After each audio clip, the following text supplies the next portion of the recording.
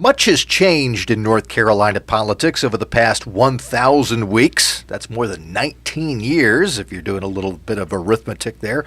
Our next guest has been keeping track of all of these changes and helping television viewers across North Carolina keep track of them too. Tom Campbell is the host and moderator of NC Spin. That weekly television program recently marked its 1,000th episode. First of all, congratulations. Makes me feel old. Congratulations on that Thank you. accomplishment. That's a lot of TV. That is a lot of TV, and you have obviously, during the course of that time, seen a lot of changes in North Carolina politics. So many that it's almost hard to put your finger on all of them. I think the biggest changes I've seen, first of all, the change from the shift of power in North Carolina. It used to be that most of the political power was east of I-95. No longer the case. All of the east now is solidly red, Republican. The more urban areas are now more Democratic so far as elections are concerned. The legislature itself has changed quite a bit since my dad served there back in the 70s. It is more highly partisan, less collegial than it used to be.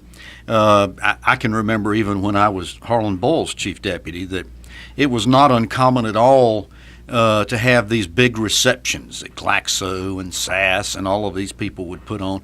And you'd see the Republican and Democrat legislators, and they'd have arms around each other's shoulders, and they were telling stories to each other.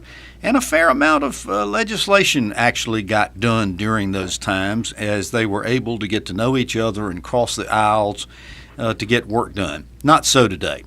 The other thing is that whereas we like to talk about the fact that the power resides in the Senate President Pro Tem and the House Speaker, the reality is today it really resides with the caucuses.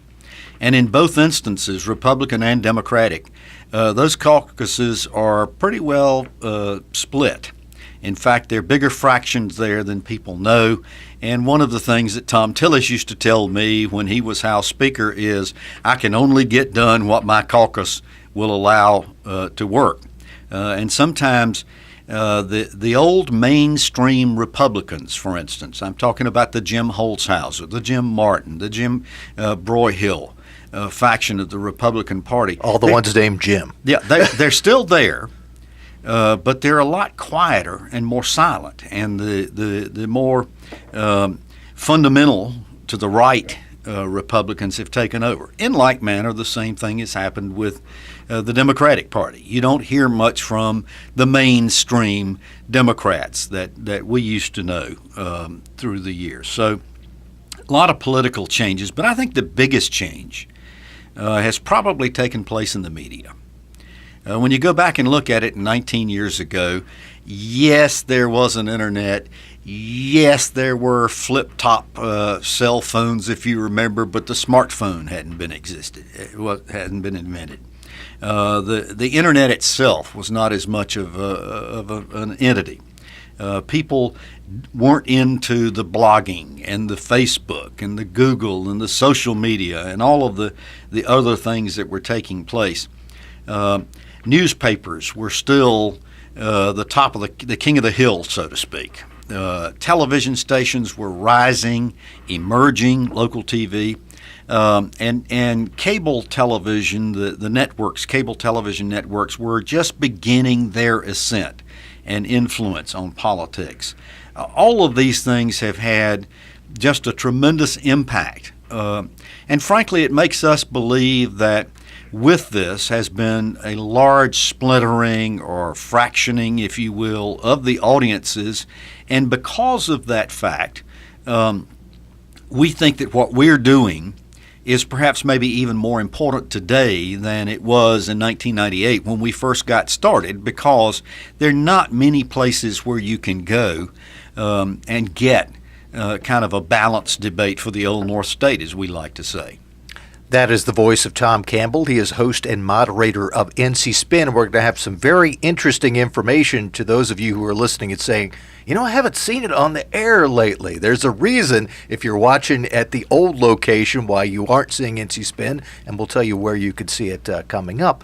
But you referenced this, the change in the collegiality and the change in the way that both sides of a political argument will operate and respond to each other. That's one thing that really hasn't changed on NC Spin. You get people of very different views, but they'll sit down and talk to each other and not just shout at each other. From the outset, one of the guidelines, and by the way, your listeners might be interested in knowing how this all got started. I was at an event one night and ran into John Hood and told him I'd been a big fan of John McLaughlin and the McLaughlin Group on PBS. I was the licensee for Fox 50, the television station here in Raleigh-Durham, and I was intrigued by McLaughlin's show. McLaughlin himself was a bit brusque, and I didn't like him as a moderator all that much, but I liked the idea of having a show where you could hear different sides of issues. And I mentioned that to John. And he said, funny you should mention that, because he said, I used to work as a researcher for Fred Barnes on that show. I know how the show's built. I know how it's formatted. If you're really serious about wanting to start a show like that in North Carolina, I can tell you how to do it. And by the way, I'd like to be on it. And I said, well, okay, you'll represent one end of the spectrum. We got to get someone to represent the other end. And both of us just almost simultaneously said, Chris Fitzsimon. We met at TK Tripp's restaurant, sat down over a napkin over lunch one day, and that's how the show got started. And both Chris Fitzsimon and John Hood continue to serve as your standard left-right anchors on that show today. And have through most of the 1,000 shows. And an awful lot of the viewers tell me that they tune in to watch John and Chris, hoping that they'll get into it with each other. But back to your original point. We said from the outset, we're Southern ladies and gentlemen. I will not moderate, I will not produce a show in which everybody's yelling at each other, calling each other names, speaking over top of each other. The viewer gets no benefit from that whatsoever, and I'm just not going to be part of that. I don't want it. Well, it's a very interesting element that we don't see in much of the rest of politics today, a civil debate on issues. As Chris says, we can disagree without being disagreeable. Exactly. Now, if people are listening to us and saying, yeah, NC Spin, one of the main ways that I get news about politics and policy, but I haven't seen it lately. Where did it go? Tell us what is currently happening with NC Spin. Well, our last show on commercial TV stations across the state was December 31st, which was a Sunday, the end of the year, our 1,000th show. Our agreements, our production contracts with Capital Broadcasting expired at the end of the year, and we are going to begin broadcasting Friday, January the 19th, on UNC-TV. Lots of advantages, we think, to viewers and listeners from the standpoint that, A, UNC-TV covers 99.3% of the households in North Carolina, whereas our old network had some holes in the southeastern part of the state and the far western part of the state, the northeastern part of the state where you couldn't see us. Second thing is we always fought for decent air times. 5:30 and 6:30 in the morning is not mainstream television air times.